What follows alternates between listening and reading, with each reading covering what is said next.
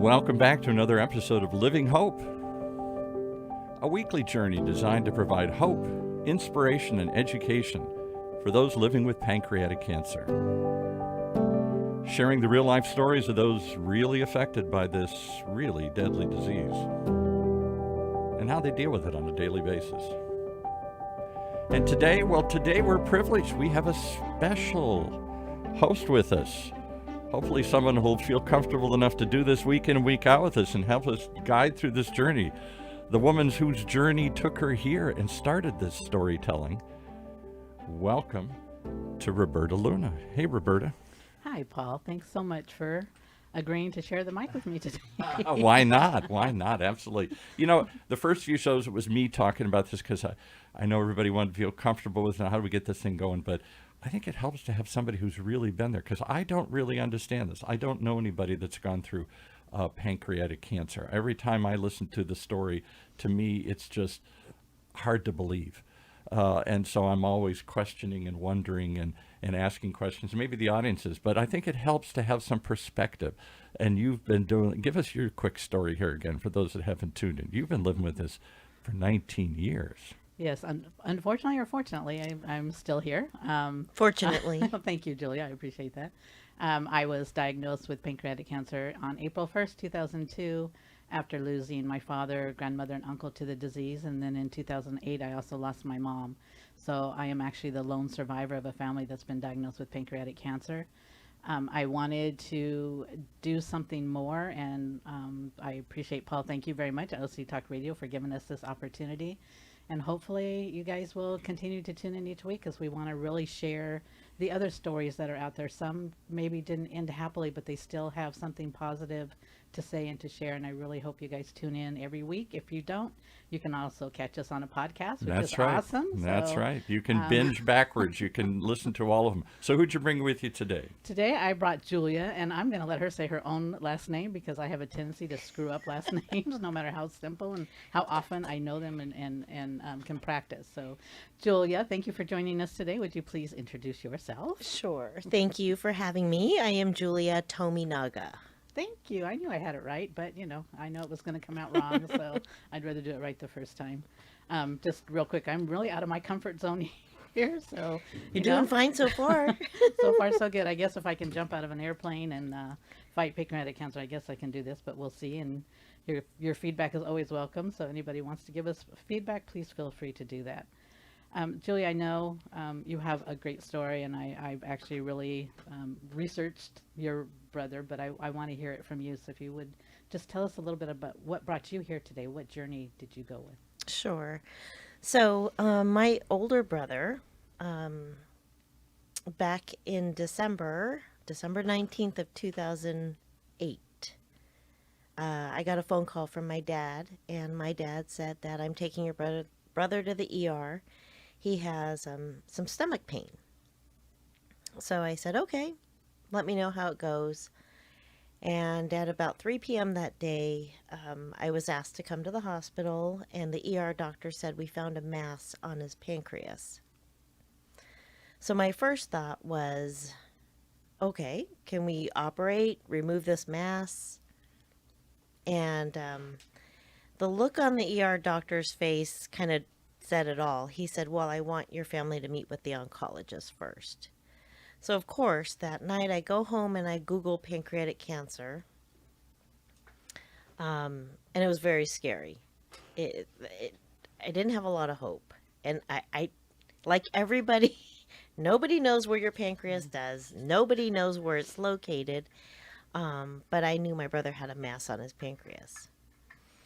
So the next day, the oncologist met with us and said he's got stage 4 pancreatic cancer that has metastasized to his liver. So I still said, what are we going to do about this? And the oncologist, who was,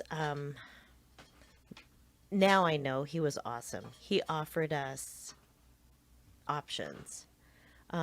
He said we could do nothing. We could keep your brother comfortable, or we could do chemotherapy, or I can look into clinical trials. He said, I can't guarantee that he would qualify for any clinical trials, but I will look. So that night we talked to my brother, and I think he was in shock too. You know, when you get this news, it's a lot to process. He decided on chemotherapy. Back then, it was just, is it gemcitabine? Yes. Yes. There was no Abraxane with the gemcitabine, so it was just gemcitabine. My brother had long hair, and all he was worried about, well, two things. He wanted to, the chemotherapy was to slow the growth of the tumor so that there wouldn't be so much pain. He was more worried about losing his hair. Yeah, I can kind of go with that. That was one of my worries too. And when you're really thinking, you're thinking it's just hair. But Right. when you see it in the drain, it's a bit different. Right. You mentioned that they took your brother to ER. What symptoms did he have, or what was the reason they actually took him into the ER? So he had, the way my father explained it was stomach pain. But when I saw him, his stomach was very distended. And there's a word for it. Is it? It's acidity. He's something like that. And back pain. And that was it. And he had sustained a back injury while at work. He worked for the House of Blues. So the back pain wasn't something out of the ordinary.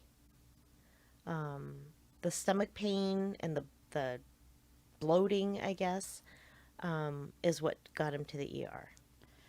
What test did they do to determine that it was pancreatic cancer, and how long did it take them to get that diagnosis? Well, what they told me that same day was they found a mass on his pancreas, and I guess that was through maybe a CT scan. So it must have been a Or fairly MRI. large mass. Do you know the size of it for it I to catch it? don't remember. Okay.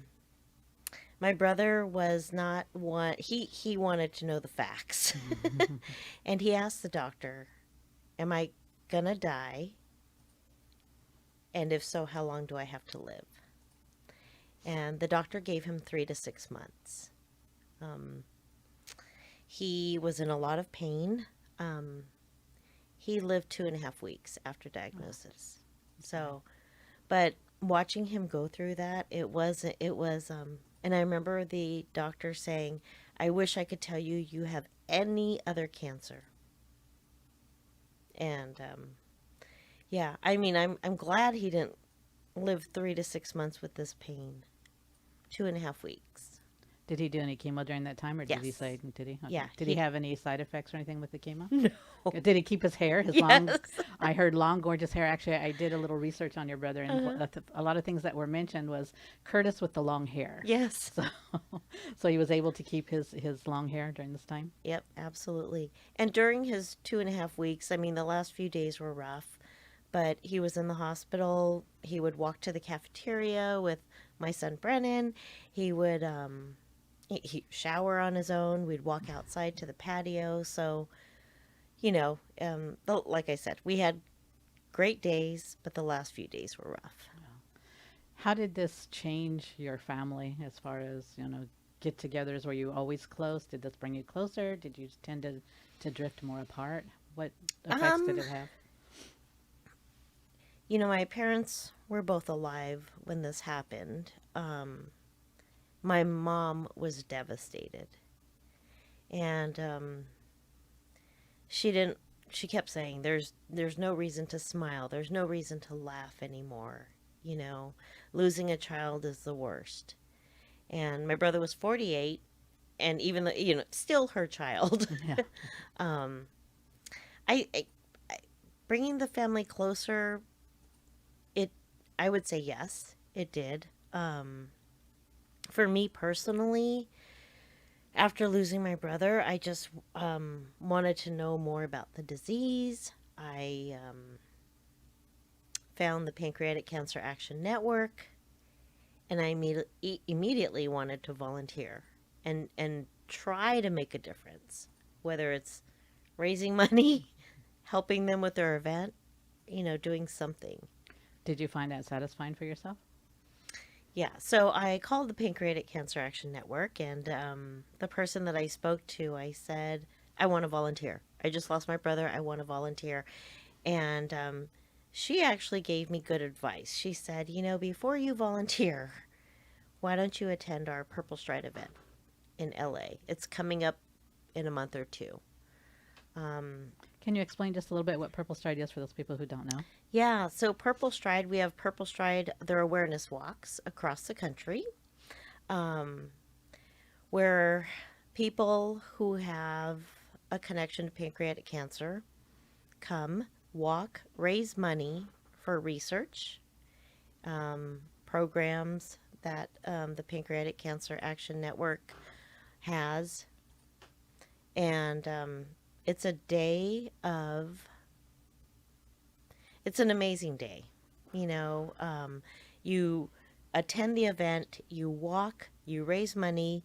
The Purple Stride area, is it called the Village? Yes. Yes, has different tents where you can learn about the disease, get more involved, and of course, food and refreshments and things always like that. important, right? Yeah, but when I attended that event, they had the survivors come up on stage. And at that moment, I just started crying because in my mind, people don't survive this disease. It took my brother's life in 2.5 weeks. Yeah. People don't survive. So it was Purple Stride South Bay in a shopping center.